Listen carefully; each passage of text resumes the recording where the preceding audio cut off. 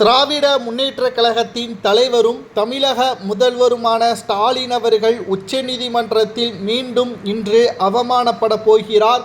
மத்திய வழக்கறிஞர் ஆளுநருக்கு ஆதரவாக பல்வேறு ஆவணங்களை உச்சநீதிமன்றத்தில் தாக்கல் செய்துள்ளார். அதாவது கடந்த வாரமானது ஆளுநருக்கு எதிராக உயர்நீதிமன்றமும் உச்சநீதிமன்றமும் நீதிபதிகள் கருத்தை தெரிவித்திருந்த நிலையில் தற்பொழுது அதற்கான விளக்கத்தை மத்திய அரசு கொடுக்க வேண்டும் என்று தெரிவித்திருந்தது.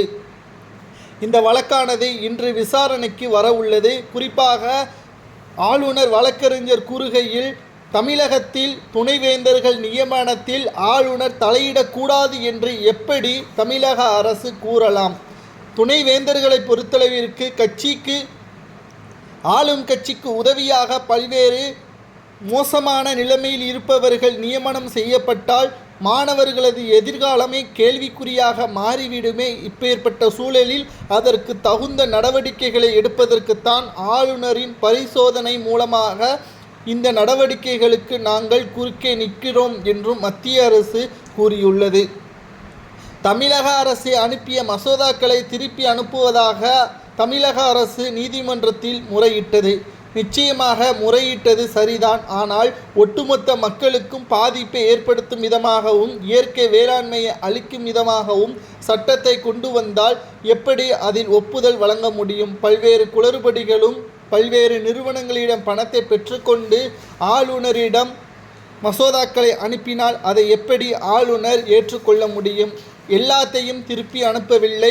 மக்களுக்கு மோசமாக இருக்கக்கூடிய திட்டங்களை மட்டும்தான் ஆளுநர் திருப்பி அனுப்பியுள்ளார் என்பதையும் மத்திய வழக்கறிஞர் தெரிவித்திருக்கிறார். இதனால் தற்பொழுது அரசு தரப்பு வழக்கறிஞர் இன்று எதையும் பேச முடியாமல் திணறப் போகிறார் என்றும், இது அவமானப்படக்கூடிய வகையில் ஸ்டாலினுக்கு இந்த தீர்ப்பு அமையும் என்றும் கூறப்படுகிறது. ஏற்கனவே தமிழக ஆளுநராக இருக்கக்கூடிய RN ரவி அவர்களது பதவிக்காலம் என்றைக்கோ முடிந்துவிட்டது. ஆனால் இன்று வரை அவர் பதவியில்தான் இருக்கிறார். இதற்கு காரணம் திமுகவிற்கு எதிராக செயல்படுவதற்காக மத்திய அரசு வைத்திருப்பதாக தமிழக அரசு தெரிவித்திருக்கிறது. ஆனால் இதை பற்றி ஏன் தமிழக அரசு கேள்விகளை எழுப்ப வேண்டும்? இது மத்திய அரசுக்கு தொடர்புடையது. அவர்களது விருப்பம். கூட 2 ஆண்டுகள் வேண்டுமானாலும் அவர்கள் பணி நியமனம் கொடுக்கலாம்.